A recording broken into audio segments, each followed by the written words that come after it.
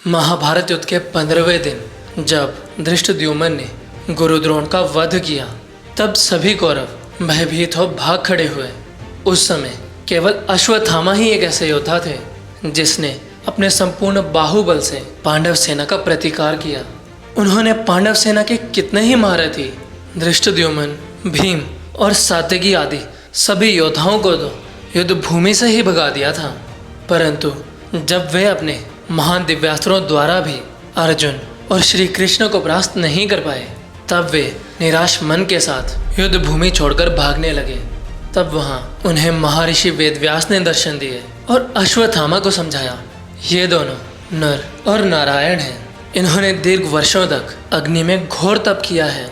इस तरह से वेदव्यास जी ने नर और नारायण के सामर्थ्य की व्याख्या कर उन्हें शांत किया।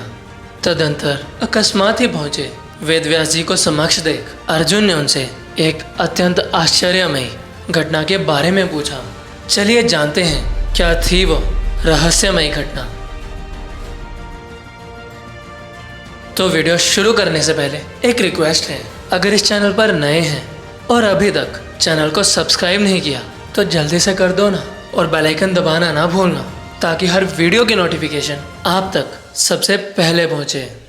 जय श्री कृष्ण दोस्तों, स्वागत है आपका आपके अपने YouTube channel all the time updates में। अर्जुन वेदव्यास जी से बोले, महर्षि, जब मैं अपने बाणों द्वारा शत्रु सेना का संहार कर रहा था, उस समय मुझे दिखाई दिया कि एक अग्नि के समान तेजस्वी पुरुष मेरे आगे आगे चल रहे हैं।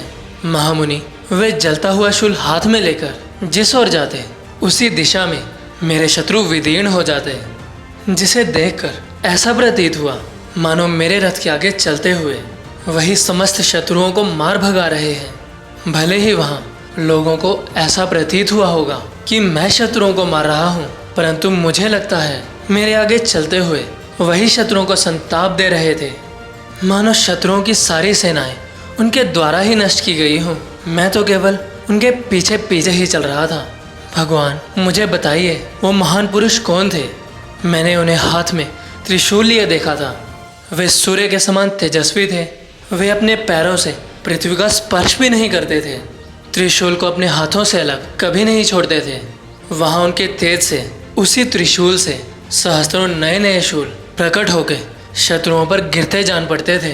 तदंतर वेदव्यास जी बोले, जो प्रजापतियों में प्रथम तेज स्वरूप अंतर्यामी तथा सर्व सामर्थ्य हैं, भूवर लोक आदि समस्त भुवन जिनके स्वरूप हैं, जो दिव्य विग्रहधारी तथा संपूर्ण लोकों के शासक हैं, उन्हीं वरदायक भगवान शंकर का तुमने दर्शन किया है। वे संपूर्ण जगत के ईश्वर हैं। तुम उनकी ही शरण में जाओ। उनके 3 नेत्र और रुद्र उनकी संख्या है। महादेव, हर और स्थानु आदि नामों से प्रसिद्ध वरदायक भगवान शिव संपूर्ण भुवनों के स्वामी हैं। वे किसी से भी पराजित नहीं होते।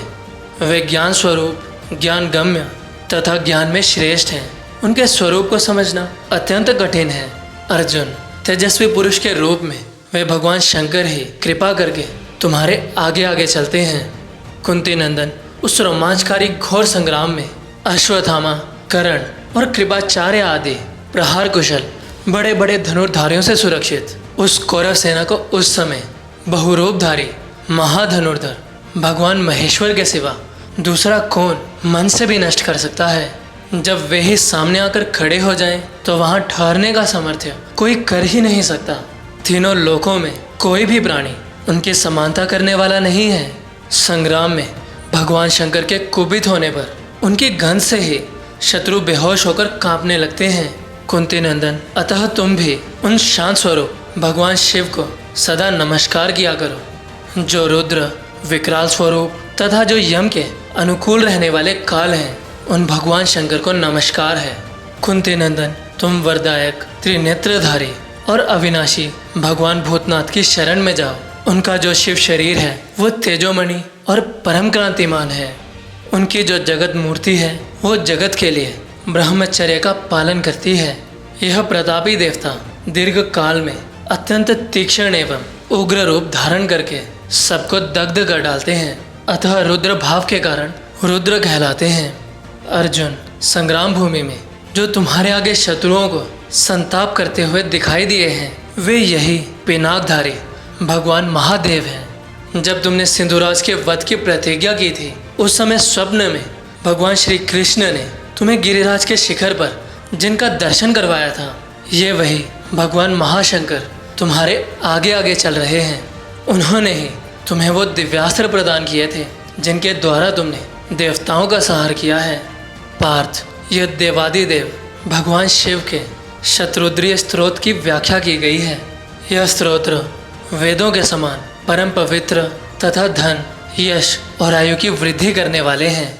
जो सदा उद्यत रहकर शत्रुद्रीय को पढ़ता है वे उन त्रिलोचन से प्रसन्न होने पर समस्त उत्तम कामनाओं को प्राप्त कर लेता है। कुंती नंदन, जाओ युद्ध करो, तुम्हारी पराजय नहीं हो सकती क्योंकि तुम्हारे मंत्री, रक्षक और पार्श्ववर्ती साक्षात भगवान श्री कृष्ण हैं।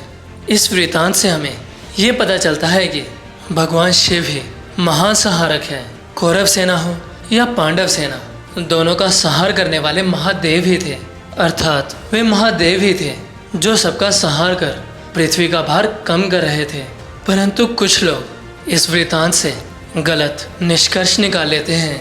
वे ये समझते हैं कि महादेव केवल अर्जुन के ही बाणों पर बैठे थे और क्योंकि महादेव के समक्ष कौन टिक सकता है, इसीलिए ही अर्जुन, कर्ण, अश्वत्थामादि योद्धाओं पर भारी पड़ रहे थे।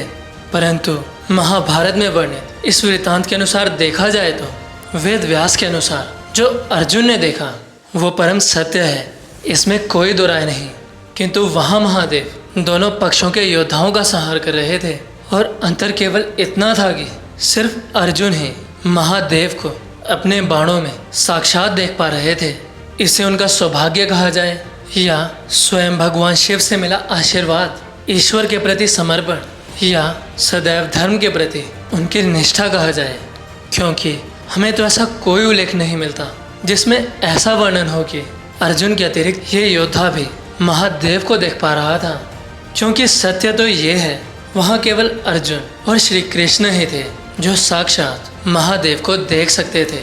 आज की वीडियो में बस इतना ही। अगर वीडियो में बताई खास जानकारी पसंद आई होगी तो वीडियो को लाइक करें, शेयर करें और चैनल को सब्सक्राइब अवश्य करें।